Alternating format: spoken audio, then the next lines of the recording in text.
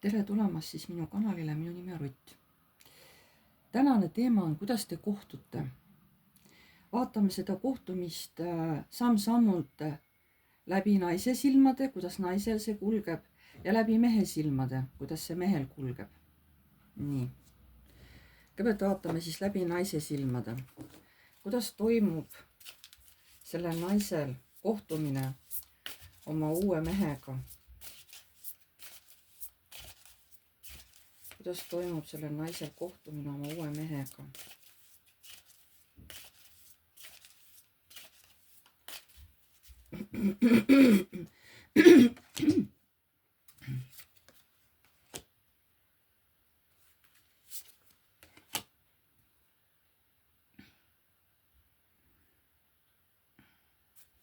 Kõigepealt ta näitab, et naine on oma kodus või siis ta on sugulaste juures, kelle juures ta on ka varem käinud minevikus, on ju. Pigem ta on äkki oma sugulaste või vanemate juures, kus ta on minevikus käinud, hakkab sealt rääkima. Nad tuli ise naine ka välja. Nii. Aga sellel naisel nüüd, mul on tunne, et sellel naisel on nüüd, kas ta on olnud või on mees, kas nüüd abielus või mitte, see on, kuidas kellegil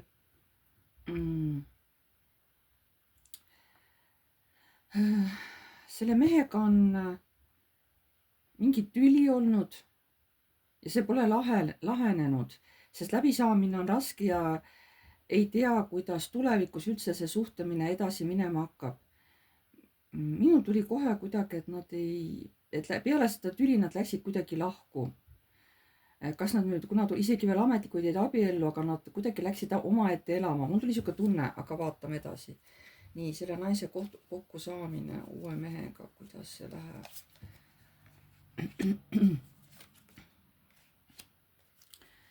Naine tunneb ennast muidugi ohvri rollis peale seda. Tal on tunne, et ta ei saa seda olukorda kuidagi muuta. Tunneb ennast võib-olla isegi süüdi. Ja siis ainuke, mis tal jääb, lihtsalt stabiilselt mingit tööd teha. Ta kas käib tööl või on koduperenaine, et vaikselt siis aitab võib-olla kedagi teist mingites kas kodutöödes või muudes töödes, aga mingi stabiilne töö on, näitab. Nii, kuidas toimub uue mehega kohtumine. Naisel on hirm. Isegi üks tuli tagurpidi välja. Ma panin peaaegu kõik õiget pidi. Naisel on hirm, et tõesti, et kõrgemad jõud ei toeta teda, kuna kõrgemad jõud tulid tegelikult tagurpidi välja. Tal on hirm, et kõrgemad jõud ei toeta tema tegemisi, et nüüd ta ei teagi, mis saab, aga ta on nii palju vapper naine, et ta liigub oma eluga edasi. Sellepärast, et see mees ära läks või suhe puru läks, sellepärast see naine veel ei langeta pead. Aga muidugi jah, hirmud tal on.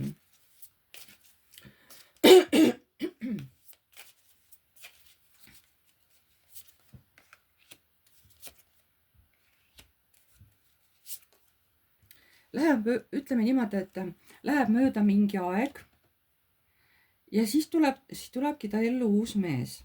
Tähendab, see mingi aeg üldse ei tea, see võib minna isegi aasta, võib-olla rohkem. Siis nagu raamatus kirjutatakse, mingi aja möödudes tuli tema ellu sauade kuningas. Nii. Naisel muidugi löövad üles hirmud. Ta on segaduses. Sest ta ei tea, kuidas selle mehega käituda. Võib-olla sest siin tuli laps välja, siin võib olla, et kas nüüd naisel on laps, kellega ta seal koos elab, või siis mehel on laps. Et esiteks, kui on veel laps ka, siis ta ei tea üldse, kuidas võib-olla mehel on siis laps, sest et naine on ju muretseb, sest ta ei tea võib-olla, kuidas tema lapsega läbi saada, et kas see sobib talle mees, kellel on ka laps, on ju.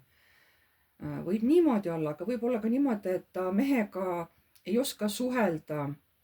Ta kardab, et mingi suhtlus käib, aga see on siuke väike suhtlus on, sest ta ei oska praegu seisukohta võtta.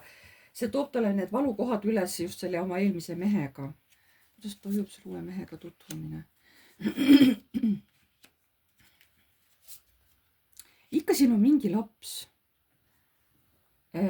Sest ta ei tea, ikkagi ta ei tea, kuidas sellesse lapsesse, kui seal on isegi mitu last, kuidas nendesse suhtuda, sest ta ei tea nendest lastest ju mitte midagi. Kui lapsi ei ole, siis juba vaikselt hakkab ta sellesse mehesse armuma, aga ta väga kontrollib tema sõnu, tema käitumisi, võib-olla ka tema tausta, kui see võimalik on. Ta hästi jälgib teda, ta ei julge ülepeakaela armuda. Aga siin võibki olla juba esimene koosviibimine, võib-olla esimene koos veedetud öö, võib-olla isegi. Ja vaikselt hakkab nagu see koostöö ehk siis võib-olla jutuajamised, kokkusaamised, see hakkab vaikselt juba nagu ilmet võtma. Hakatakse üksteisega tutvuma, hakatakse üksteisega kokku saama. Naisel hakkab isegi töö juures paremini minema, kui ta ei tööta kodus, on ju. Et isegi kuidagi tööindu tuleb juurde. Tuju läheb paremaks.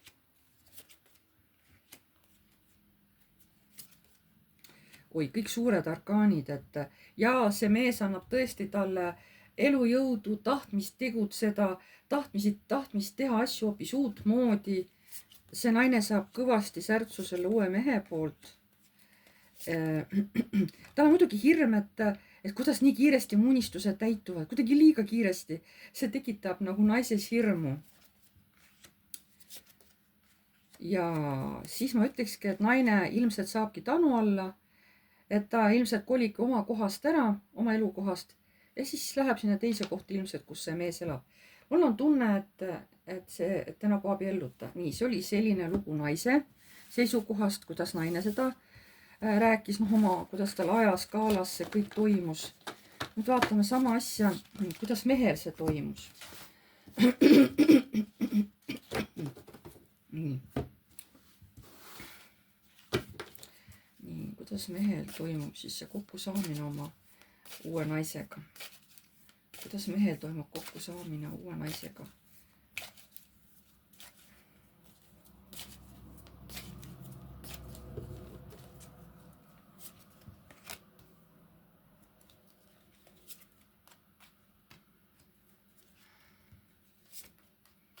Aga mehel oli mingi raske periood. Ta hoidis mingist kinni, võib-olla seal olid mälestused, millest ta kinni hoidis. Sest tema tundis ka süütunnet, ohvrirolli, et miks ma seda muuta ei saanud ja ta on päris sügavas depressioonis või sügavas masenduse augus, ütleme niimoodi. Nii, kuidas sul toimus tutvumine selle uue naisega või kokkusaamine?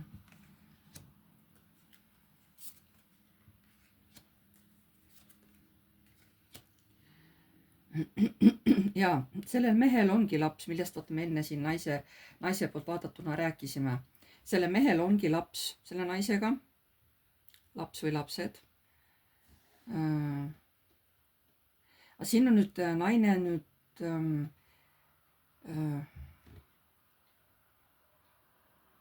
ja naine laseb lapsega kokku saada, ta ei keela seda, aga ilmselgelt nad elavad lahus. Nii. Võib-olla tal on mingid ajad pandud, et kuidas lapsega kokku saada. Ilmselt ta on siis alaealine ikkagi veel, sest täisealiste lastega nii ei teha, ma saan aru. Jälle, kui ta on alaealine laps veel sellel. Nii, ja mis siis saab? Kuidas toimub kokkusaamine oma naisega? Ja ta on vihane, et teda viidi niimoodi lapsest eemale ja veel nii kaugele. Aga ütleb, ma hakkan ikka seda last vaatamas käima kokku saama, aga ta on parajalt pahane ja vihane, et naine niimoodi manipuleeris läbi lapse temaga. Siis ikka mingi lahkuminek neil oli, jah. Mehele läheb see väga hinge. Ilmselt lapse pärast teeb see veel rohkem haiget, on ju see lahkuminek, ma saan aru. Nii, kuidas toimub mehe kohtumisel uue naisega? Ta küllaltki palju energiat ja aega raiskab veel sellele,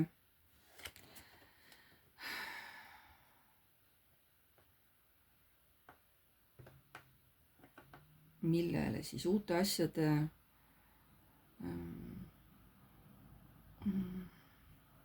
see on mingi energia raiskamine, võib-olla ta tahab veel aktiivselt jälgida selle naise tegemisi. Mida sa siin nii tugevalt jälgid, mis uued asjad? Et ta on nii kurb, et ta ei suuda isegi tööd teha.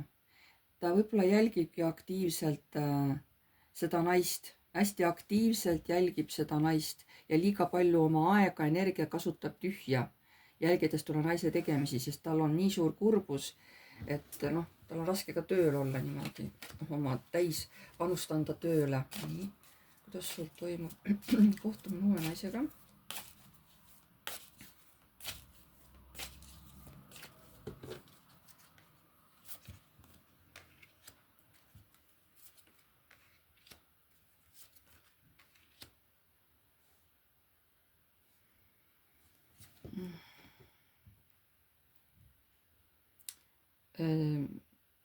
Siin nüüd võib olla niimoodi, et see mees võib-olla kohtub mingite teiste naistega, aga ta ütleb, et need ei ole need, noh, või kohtus siis ühe naisega vahepeal siin, et see ei ole see naine, et see ei ole päris tema.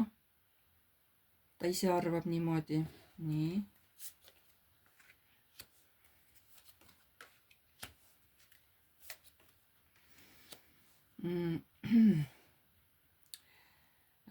Näitab tema igapäevast tööd, leiva teenimist, töö tegemist, aga energiad hakkavad juba kiiremini liikuma, hakkab vaikselt toibuma. Nii, mis siis saab edasi? Viha ei ole kuskile kadunud, et ta pandi sellise valiku ette.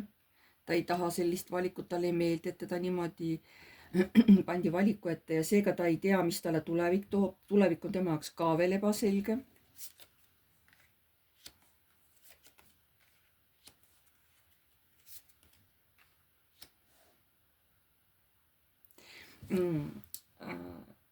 Tal tuleb mingisugune, no see ei ole tegelikult tutvus, aga võib-olla on ka keegi minevikust.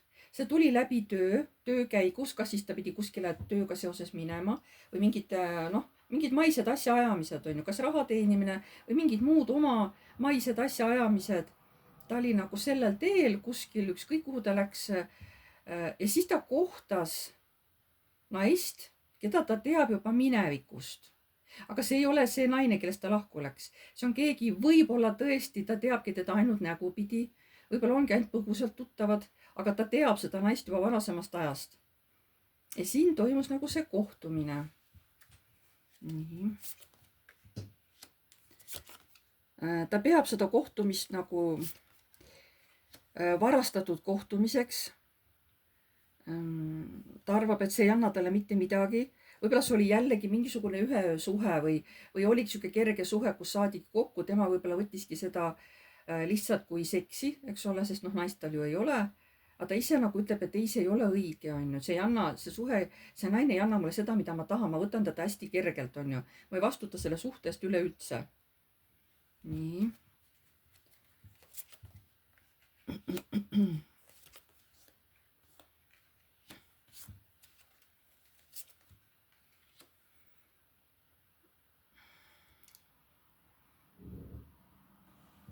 Ta vist hakkab unistama ikkagi oma uuest perest. Et see tahaks, et see oleks teistsugune. Samas ta nagu kaitseb ennast nende mõtete eest.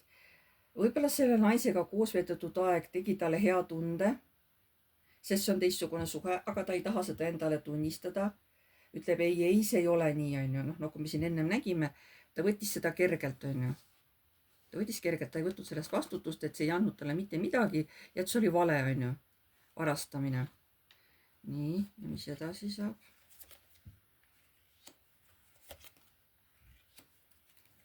Siis jätkus see kokkusaamine selle naisega.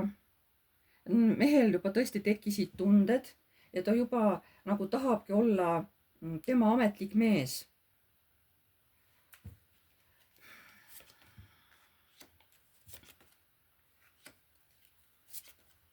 Aga kõrgemad jõud ei toetanud seda ja kas siis katkestasid selle suhte ära või viisid üksteisest täiesti eemale.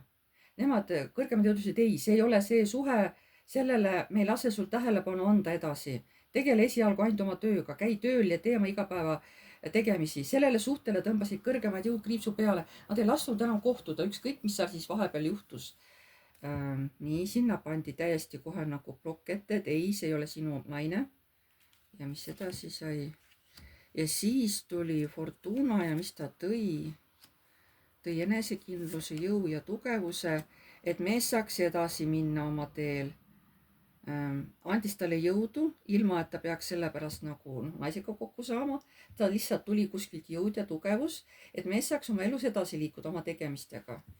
nii, ja mis siis sai?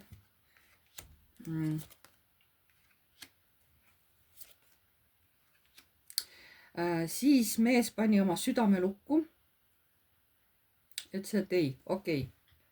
Ma praegu üldse ei keskendu oma südame asjadele.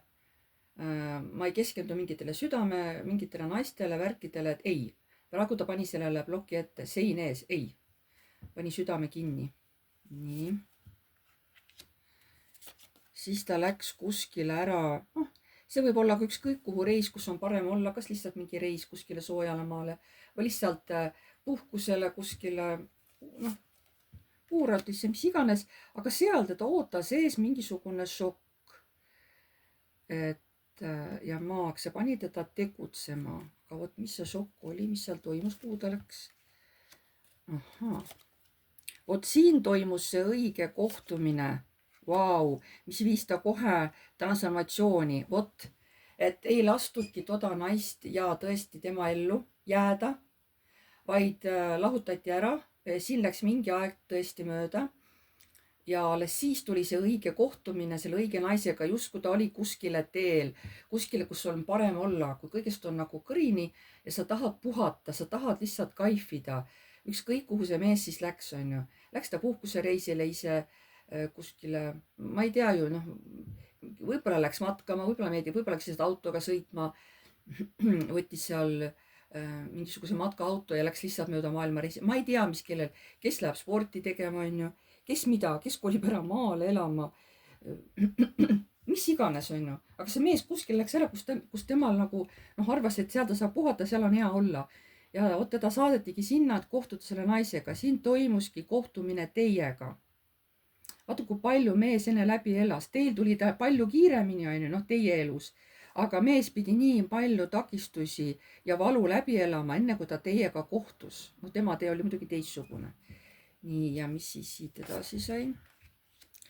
Tuletegi kohe välja, kui müntide kuninganna. Ja selge see, et teid ta nägi kohe kui oma tulevast naist. Ausalt toimus teil mingisugune suhtlemine. Rääkisite ausalt midagi, siis hakkasid asjad hästi kiiresti arenema. See viis mees tasakaalu, ta tundis, et ta on õigel teel. Ja et see hakkas see muutis terve maailma tema jaoks täielikult. Et selge. Et vaadake, kui pika teekonna tegi läbi mees, enne kui tulite teie tema ellu. Ja kui palju vähem pidite teie tegelikult, ütleme, kannatama, enne kui see uus mees teie ellu tuli, kui erinevad on need teed. Et kas see paar, see naine ja mees, kas nad jäävad kokku? Kas nad jäävad kokku?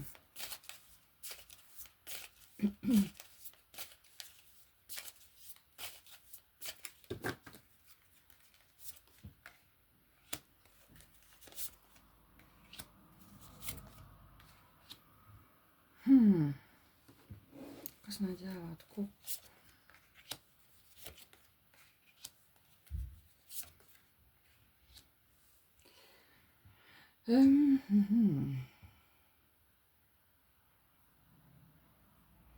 Siin võib olla niimoodi, et igaüks läheb lõpuks oma teed, et ei suutnud pakkuda üksteisele seda, mis vaja, kuna te mõlemad olete nii haiged, katkised hinged, liiga katkised, et kaua koos olla, siis igaüks läheb oma teed, mees läheb oma teed ja teie võib-olla näete ka seda naist nagu teistmoodi, või ta naine näeb mees teistmoodi, et ta pani kohe ploki ette ja tunneb ennast ohvris või tunneb ennast süüdi.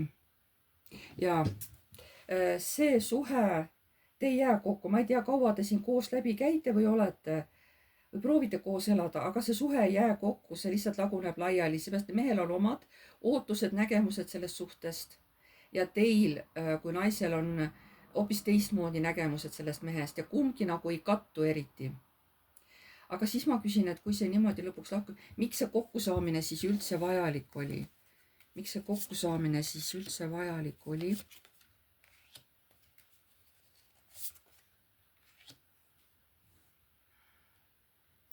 siin oli vaja kiiresti mingisugused plokid maha saada, mingid hirmud, mingid rasked tunded oli vaja kiiresti lahti saada nendest emotsioonidest. Ja seda sai ainult niimoodi teha. Sest te mõlemad tõite üksteisele need haiged kohad üles, võib-olla te iseenda südames töötlesite läbi ja siis lasite lahti ja siis läksitegi lahku. Et siin muidu ei olekski saanud neid emotsioone ja neid raskeid koormaid muidu maha panna, kui läbi sellise, ütleme tutvumise on ju, läbi sellise koos olemise.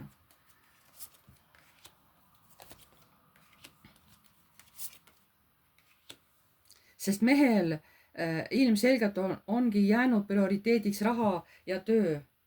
Nii nagu ta pani oma südame lukku armastusele, nii ta tegelikult lukku jäigi. Sest enne me räägime ka, jälle olid mündid, on ju, et mehel ongi prioriteet raha teenimine. Ta ei suuda enam tõesti kedagi armastada. See naine ja see laps, kes temast nagu maha jäid, see tegi haiget ja ta ei ole sellest üle saanud. Ja kuidas, mõtlen naine, kuidas teie selles suhtute, et te nüüd lahku läksite sellest mehest? Naine võtab rahulikult seda, et ei, see ei olegi minu mees. Ma küll armastasin teda, aga tal olid mingid omad luukered seal kapis ja mina ei saanud sellega nagu hakkama saada, kui ta ei taha areneda, on ju. Et ei, mina võtan asja rahulikult, ju ta ei olnudki minu mees, kahju muidugi, aga mina lähen oma teed. Naljakas, naine võtab asja palju rahulikumalt. Mina võtsin just, et naise poolt tuleb suu, siukene nutt ja hala. Ei tule. Naljakas, et naine võtab asja nii rahulikult, et jaa, ta meeldis mulle, aga vot kahju, et tal siuksed kiiksud on ja mitte kiiksud, aga mingid asjad, millest ta üle ei saa, et mina ka ei taha lõputult kannatada, et ma olen väsinud sellest, on ju. See millegi pärast oligi teile mõlemale vajalik, seepärast, et te tõesti hästi kiirkorras tegite mingi õppetunni läbi, muidu te ei oleks seda läbi võib-olla saanudki teha. Et see oligi võib-olla vajalik, see oli lihtsalt üks etapp teie elust. Egas midagi, ega siis elusid on igasugused, kõik ei ole nagu ilus suur armastus, on ka teistsuguseid olukordi. Ma tänan teid kõiki, pange like, kui teile meeldis, kirjutage kommentaar, kui soovite. Uued tulijad, vajutage tellinuppu, see on tasuta, vajutage musta kellukest, siis tuuakse teile uued teavitused, kui ma olen uue video üles laadinud. Ma tänan teid kõiki ja jääme jälle nägemiseni.